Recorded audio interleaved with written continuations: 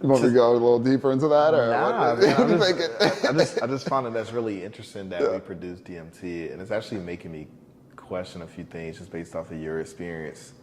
It's like, you know, those feelings that you may feel euphoric in certain moments in your life because maybe something really good happened to you or whatever. Like, is that the DMT being released, I guess? Like, are there moments in your life to where, like, you just reach this extreme happiness or peace? Like, maybe these small moments. I don't know. Yeah, so that's a great question. I don't think you can directly align it to DMT when there's so many other factors that bring that level of joy and peace, and the frequency, like the frequency of authenticity is like really powerful, you know? So when you're your authentic self on a consistent basis, you'll have those like mini like dopamine hits of like just peace and joy throughout the day of your life, you know? And like that goes into like this chart. It's a vibrational frequency chart, right? And essentially, so like you have Newtonian physics, which is like the study of matter, right? And then you have quantum physics, which is the study that says everything that's matter was first energy. So matter is comprised of energy. Therefore, everything is energy, right? And based on the frequency of which it's vibrating and how it's vibrating will determine what type of matter, or if it does turn into matter in the first place, or if it's just something in the field, right?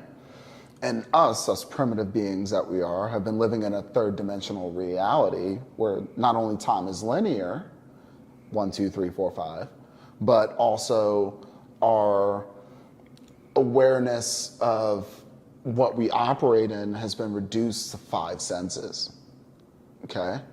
So a frequency is more than just a sight, a smell, a taste, a touch, you know, a sight, or whatever the hearing. Excuse my language, sorry.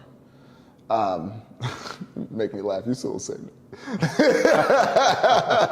But I say that to say, so when you start opening up the other senses, right, and start paying attention to that, like, that intuition, those gut feelings, right?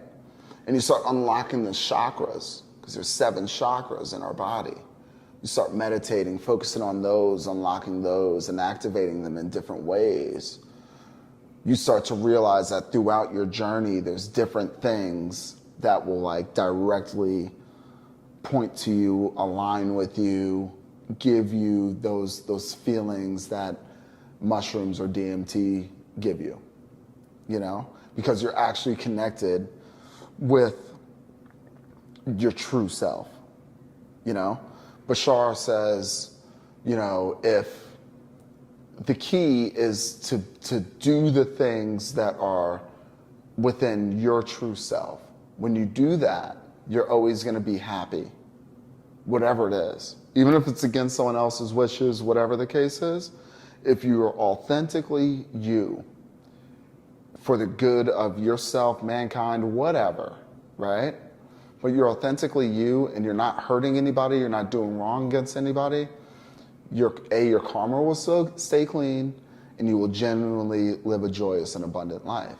And that's, I feel, you know, quoting Dolores Cannon here, I feel like that's what we're at. Like we're on a school, like Earth is like the Harvard of schools for your soul,